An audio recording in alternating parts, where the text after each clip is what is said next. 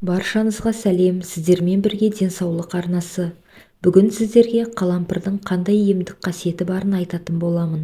Видеоны соңына дейін қарап, менімен бірге болыңыздар. Және де комментарий бөлімінде өз пікірлеріңізбен бөлісе отырыңыздар. Қалампыр кез келген үйдің ас бөлмесінен табылатын дәмдеуіш. Оның жұпар иісі мен күйдіргіш дәмінен бөлек емдік қасиеті де орасан.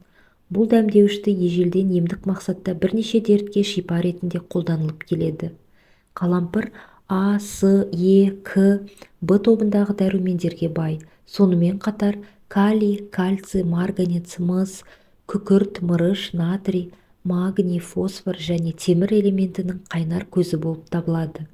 Одан бөлек омега-3 және омега-6 майлы қышқылында кездестіруге болады. Осындай пайдалы әрі бағалы заттарының арқасында қалампыр халық емінде кеңінен қолданыста болатын дәрі. Халықтық емінде тұнба қайнатпа ретінде қолданылады. Тұнба үшін бір кішкентай қасық қалампырды 1 литр қайнаған суға салып тұндырып қоясыз. Шамамен жарты сағат өткен соң тұнбаны сүзіп алып ем ретінде қолдануға болады. Қайнатпа үшін 1 шай қасық қалампырды 1 литр суға салып отқа қоясыз. Қайнауға жеткенде отын бәсеңдетіп 5 минуттай қайнатасыз. Белгіленген уақыттан соң қайнатпаны сүзіп алып шыны ыдысқа құю керек. Қалампыр ауыз қуысы ауруларын емдеуге қабілетті. Нақтырақ айтқанда, ауыз уылғанда, тіске қаңғұрт түскенде, ауыздан жағымсыз иіс шыға бастағанда қалампырдың көмегіне жүгініңіз. Ем үшін 1 тал қалампырды аузыңызға салып 15 минуттай шайнайсыз. Емді 1-2 рет қайталаған соң-ақ оң нәтиже береді.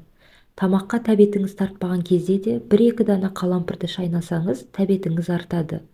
Емді тамақтанудан жарты сағат бұрын жүргізіңіз. Қан қысымыңыз түсіп кетсе, аузыңызға дереу қалампырды салыңыз. 1-2 дана қалампырмен 10 минуттың ішінде қан қысымын қалыпқа келтіруге болады. Тамағыңыз ауырып бастағанда, ангина кезінде, бадамша без қабынған кезде қалампыр тұнбасының көмегіне жүгініңіз. Күніне 2 рет тамағыңызды шайсаңыз, ауруыңыздан тез-ақ жазыласыз. Қалампыр майы денедегі жарақат пен іріңді бөртпенің ізін қалдырмай жазалады. Ал майды дайындау үшін 100 мл зәйтүн майы мен 10 грамм дәмдеуішті араластырасыз. Оны орташа отқа қойып, қайнауға дейін жеткізіңіз. Дайын болған майды сүзіп алып, шыны ыдысқа құйыңыз. Емдік майды мейлінше тоңазытқышта сақтағаныңыз дұрыс. Буын ауруларын да қалампыр майымен емдеуге болады. Алдымен майды қыздырып аласыз, сосын ауырған орынға сіңдіріп жағыңыз. Сыртынан жылы орап 5-10 минуттай тынығып жату керек.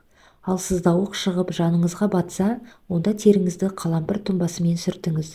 Бұл дәріханадағы қымбат дәрілеріңізден әлде қайда пайдалы, әрі тез нәтиже береді. Қант диабетімен ауыратындарға қалампыр тұнбасын ішуге кеңес береміз. Бұл да өз кезегінде дертіңізге дауа болып, саулығыңызды сақтай алады. Қалампырдың құрттан да құтқаратын қасиеті бар. Ол үшін күн сайын шымшым қалампырды ішке қабылдайсыз. Қалампырдың мөлшерін күн сайын көбейтіп отыру керек. Алғашқы күні шымшым, екінші күні шай қасықтың ұшымен қабылдайсыз. Емді 1 айға дейін жалғастырасыз. 1 айға дейін 1 ас қасыққа жеткізу керек. Құрметті достар, арнамның 70%-дан астам көрермені видеомды тіркелусіз қарайды екен. Қазақ тілді арнаның дамуына үлес қосып, арнама тіркеліп, лайк басып, қолдап кетулеріңізді сұраймын. Алда қандай тақырыпта видео көргілеріңіз келеді, комментарийге жазып кетіңіздер.